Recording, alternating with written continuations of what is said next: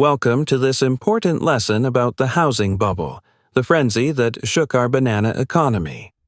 A housing bubble happens when leaf house, real estate, prices rise rapidly and continuously far above their real value, income and rent. Basically, it's when gorillas buy houses not to live in them, but because they expect to sell them later for a higher price.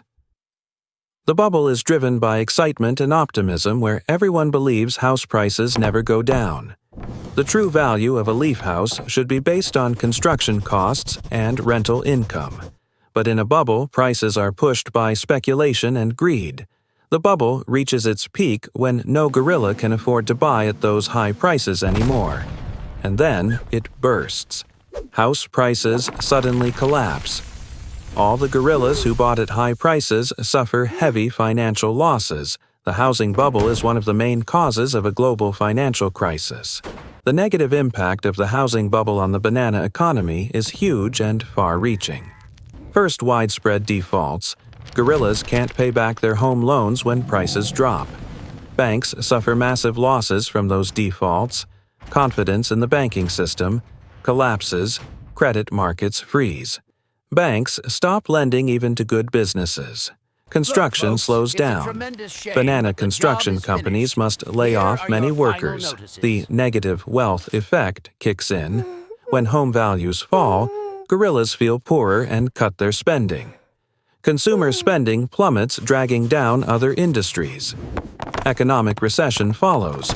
The collapse of housing and finance leads to lower GDP and skyrocketing unemployment. Public debt rises. The government must use tax money to bail out banks and stimulate the economy. Recovery becomes difficult. Unlike normal recessions, housing bubble recessions last much longer. Loss of confidence. Trust in buying homes and investing fades for years. Rising income inequality. The rich with other assets recover faster than those whose only asset is their home. In short, a housing bubble is a disease that can paralyze the entire financial system. It doesn't just burst bubbles, it bursts the hopes and stability of many families. Because of these effects, preventing bubbles is a top priority for the government. Let's analyze the causes. Why do housing bubbles form in our banana economy? Cause 1. Loose monetary policy. Prolonged low interest rates encourage excessive borrowing. Low rates make leaf house loans, mortgages, too easy and cheap. Cause 2. Loose lending standards. Banks ignore rules and lend even to gorillas with no proven income. Subprime mortgages become ticking time bombs in the system. Cause 3. Excessive speculation. Gorillas buy multiple homes just to flip them, creating fake demand. Cause 4. Psychological bubble. Everyone joins in due to FOMO, fear of missing out, afraid of being left behind. Cause 5. Complex financial instruments. Banks package risky loans and sell them to investors, CDOS. This hides risk, so the entire system doesn't realize how much bad debt it holds. Cause 6. Lack of regulation. Gorilla regulators can't keep up with financial market innovation. In summary, bubbles result from easy money greed and carelessness in the system. Easy money floods into housing, turning a basic asset into a dangerous speculative tool. Lack of transparency and complex products amplify risks to a global scale. Without easy money, the bubble could never grow large enough to cause a crisis. It's a costly lesson about letting markets run on emotion without safety brakes. So, what can we do to limit and prevent housing bubbles in the future? Solution 1. Tight credit supervision. Force banks to strictly follow lending standards. Solution 2. Limit LTV loan-to-value ratios.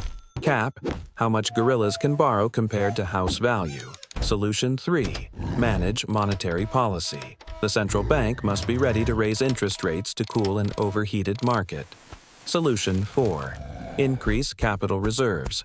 Require banks to hold more money to absorb risk. Solution 5. Anti-speculation tax. Impose higher taxes on gorillas who flip houses quickly. Solution 6. Simplify finance ban or tightly regulate overly complex financial products. Solution 7. Transparency. Ensure housing debt and loan data are publicly available and clear. Solution 8. Macroprudential oversight assess risks, not just at individual banks but across the whole system. Now, how can you personally nobody knows recognize a gorillas housing better than I bubble do. in the future? And frankly, Sign 1. House. Prices rising faster than income.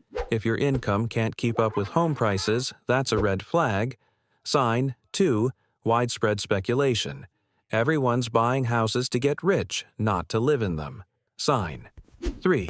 Extremely easy loans. If banks lend without proof of income. Run sign 4. Low rent-to-price ratio. If rents are cheap compared to home prices, those prices are inflated. Sign 5. Everyone says, you can't lose. That's when greed peaks. Sign 6. Overbuilding. Too many new leaf houses are being built, but no one is buying. Sign 7. Rising interest rates. Policy tightening can be the final pin that bursts the bubble. For individuals, always question the real value of an asset, not its temporary market price. Don't let emotion or herd mentality control your home buying decisions. Save a large down payment to reduce your debt risk if prices fall. Remember, every bubble will burst. The only thing you can control is your preparation. Governments must learn from the past to avoid repeating the mistakes of the 2008 bubble. The housing bubble is a regular test of an economy's discipline and prudence. Knowledge is power. Understanding bubbles helps protect your family's assets. Let's work together to build a stable and sustainable housing market for future generations of gorillas. Thank you for watching. See you in the next episode of Gorilla Economics.